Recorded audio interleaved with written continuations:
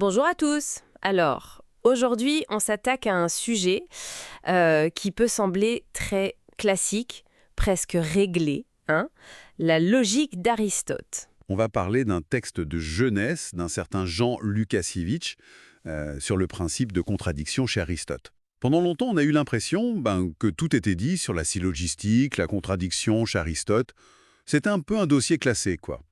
Et voilà qu'arrive ce jeune philosophe, logicien polonais de l'école de Lvov-Varsovie, qui, en 1910, publie ce livre et vient un peu secouer tout ça. Oui, tout à fait.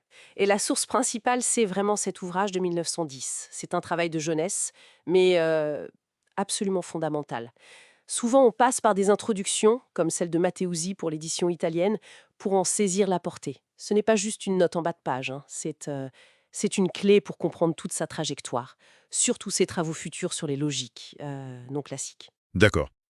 Notre objectif là, c'est de voir comment Łukasiewicz, dès ses débuts, il a décortiqué ce pilier de la pensée occidentale et pourquoi c'est toujours pertinent.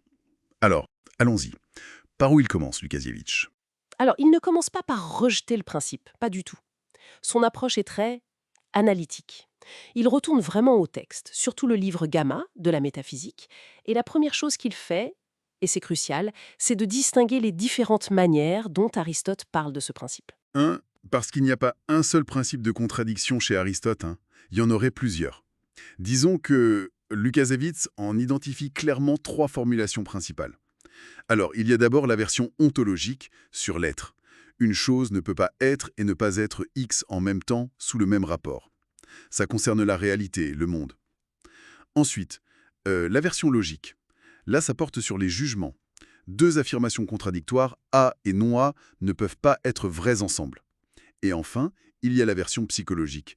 On ne peut pas croire simultanément à deux choses contradictoires. Ça, c'est sur nos pensées, nos croyances.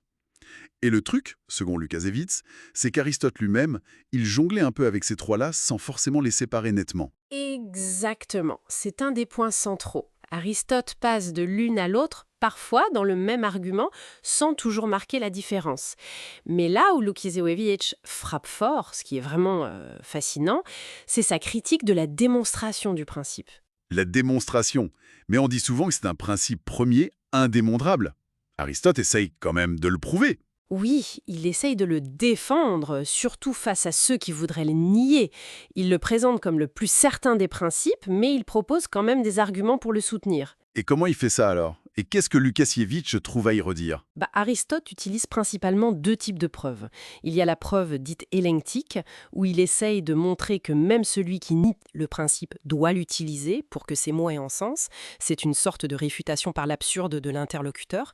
Et puis il y a la preuve apagogique, montrer que si on rejette le principe, alors tout devient indistinct, on ne peut plus rien différencier, ce qui est absurde. Łukasiewicz regarde ça de très près et il pose la question qui fâche. Est-ce qu'on peut vraiment prouver ce principe sans le présupposer déjà? Est-ce qu'on n'est pas dans un cercle? Il doute de la solidité de ses preuves. Ah oui, quand même, hein.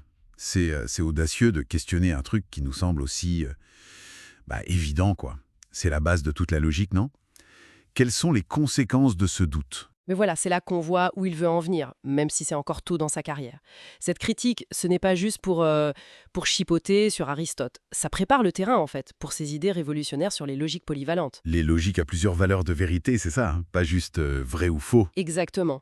Des logiques où une proposition pourrait être, par exemple, ni vraie, ni fausse, ou indéterminée, ou possible.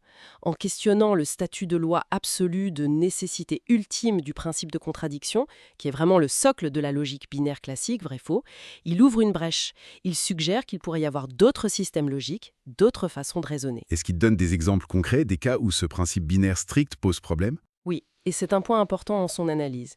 Il s'intéresse de près, par exemple, aux énoncés qui parlent du futur, mais qui ne sont pas encore décidés. Les fameux futurs contingents. Comme « Demain, il y aura une bataille navale ». Voilà. Cette phrase, aujourd'hui, est-elle vraie ou fausse? Aristote lui-même sentait qu'il y avait un problème là. Si on applique strictement le principe de contradiction et le tiers exclu, soit P est vrai, soit non P est vrai, ça semble vouloir dire que le futur est déjà écrit, déterminé. Łukasiewicz utilise ces cas limites pour montrer que la binarité vrai-faux n'est peut-être pas universellement applicable sans difficulté, ce qui renforce son questionnement. D'accord. Donc, si on essaye de résumer un peu tout ça, ce livre de Genèse, c'est pas juste une explication d'Aristote. Ah non, loin de là, hein.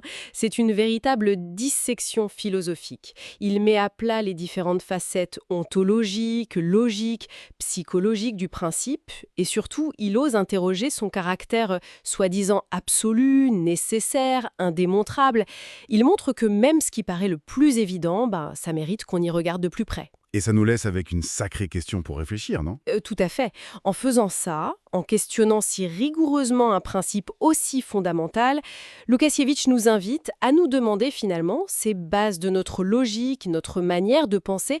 Est-ce que ce sont des lois gravées dans le marbre, immuables? Ou est-ce que ce sont au moins en partie des cadres, peut-être des conventions qu'on a adoptées et qu'on pourrait imaginer autrement? Repenser, ajuster.